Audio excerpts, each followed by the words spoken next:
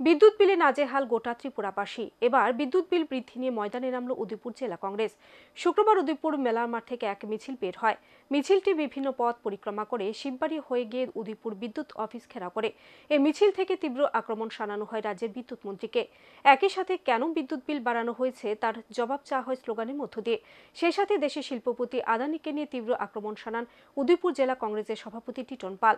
বিদ্যুৎ মাশুল বৃদ্ধি নিয়ে কংগ্রেসের এই মিছিল এবং বিক্ষোভ প্রদর্শনকে কেন্দ্র করে ব্যাপক সাড়া লক্ষ্য করা যায় কংগ্রেস কর্মীদের মধ্যে।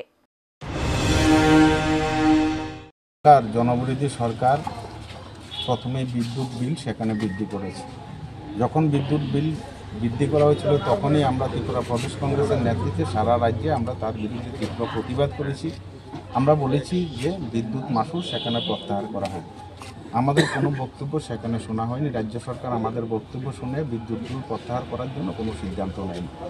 তার পরবর্তী সময় দেখলাম যে যারা বিদ্যুৎ ভোক্তা তাদের পকেট কাটার জন্য সেখানে রিচার্জ সেখানে চালু করেছেন। মোবাইলে যেভাবে রিচার্জ করা হয় সেভাবে বিদ্যুতেরও সেখানে কার্ড দেওয়া হয়েছে, কার্ড চালু করা হচ্ছে, রিচার্জ করা হচ্ছে।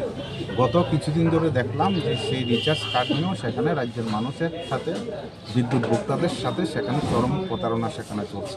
আপনারা যারা সংবাদ মাধ্যমে আছেন, সংবাদ মাধ্যমের প্রতিনিধি হিসেবে আপনারাও তার সেখানে বক্তব্য দিয়ে সাধারণ মানুষ সামাজিক মাধ্যমে তার প্রতিক্রিয়া সেখানে ব্যক্ত করছেন যে কেউ 1000 টাকার সেখানে কার্ড কিনে রিচার্জ করছেন, সমপরিমাণে সেখানে সেই টাকার অনুমানে সেখানে তাকে বিদ্যুৎ না দিয়ে দেখা যাচ্ছে সেখানে 100 টাকা সেখানে বিদ্যুৎ পাচ্ছেন আর 900 টাকাই সেখানে সার্ভিস করা হচ্ছে। যারা বিদ্যুৎ ভোক্তা রয়েছে তাদের মধ্যে একটা চরম আতঙ্ক এবং হতাশা এবং ক্ষোভ সেখানে তৈরি হচ্ছে।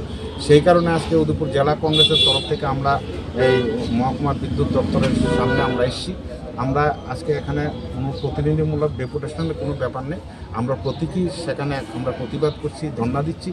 আমরা আমাদের এই বিক্ষোভ ধর্ণার মাধ্যমে আমরা রাজ্য সরকারের কাছে আমরা দাবি করতে চাই যে সমস্ত বিদ্যুৎ গ্রাহকদের সাথে প্রতারণা করা হয়েছে, রিচার্জ কার্ডের নামে সেখানে অতিরিক্ত চার্জ কাটা হয়েছে, সমপরিমাণে টাকার পরিমাণে যারা বিদ্যুৎ পায়নি তাদেরকে সেই টাকার পরিমাণে সেখানে বিদ্যুৎ সেখানে তাদের ব্যবস্থা করতে হবে। না হলে আগামী দিন উদয়পুর জেলা কংগ্রেস আমরা আরও বৃহত্তর আন্দোলনে সেখানে সংগঠিত করতে সেখানে বাধ্য হব।